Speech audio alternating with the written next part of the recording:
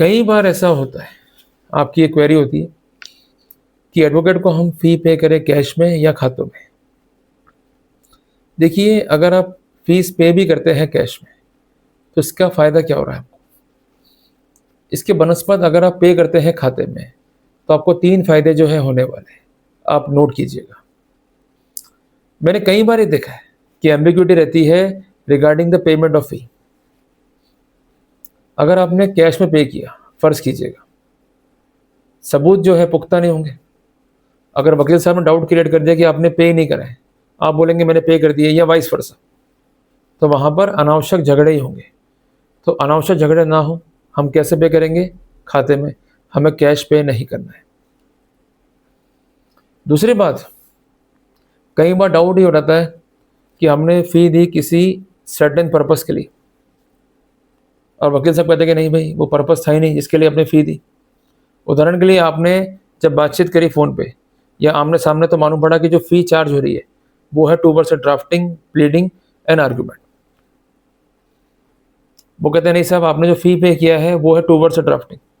फिर आप क्या करोगे? तो बेटर हम क्या करेंगे, एक प्रपोज़ल लिखवा लेंगे। उसमें स्कोप ऑफ वर्क क्या लिखवा लेंगे, ताकि ना संशय रहा वकील साहब के पार्ट पे, ना रहा आपके पार्ट पे। फिर करना क्या है, फ़ी पे तो करना है, चाहे लमसम पे करो, चाहे किस्तों में पे करो, वो आपका डिस्क्रिप्शन होगा। तीसरी इंपॉर्टेंट बात ये है कि जब भी हम अपना रिटर्न फाइल करते हैं, जो हमारा कंसर्न सीए है, वो कैश फ़ी को जो है शो करता है ड्राइंग में, और क्या लिखता है, घरेलू खर्चे। तो हमको क्या फ़ायदा हो रहा है? तो हम ये अगर शो कर पाएँ कि ये लीगल फ़ी में जा रहा है अमाउंट, तो हमारे लिए फ़ायदा है। और सबसे बड़ा फ़ायदा क्या मिलेगा आपको कि अगर आपकी वाइफ़ ने किया है झूठा केस डाउरी हैरेसमेंट का या अन्य कोई केस, उसमें आपके लीगल खर्चे हुए और आपको वसूली करनी है उन लीगल खर्चों की, जो कि पॉसिबल है by filing a civil case of malicious prosecution. तो जब एक हेड बनेगा कि मैंने इतना अमाउंट पे किया वकील साहब को, तो वो कैसे पे करोगे? जो लड़की का वकील है वो जुरा करेगा आपसे, सबूत क्या है? तो ये जो अकाउंटिंग है, जो आपने पेमेंट किया है थ्रू अकाउंट्स या थ्रू यूपीआई, ये बनेगा डिफेंस डॉक्यूमेंट।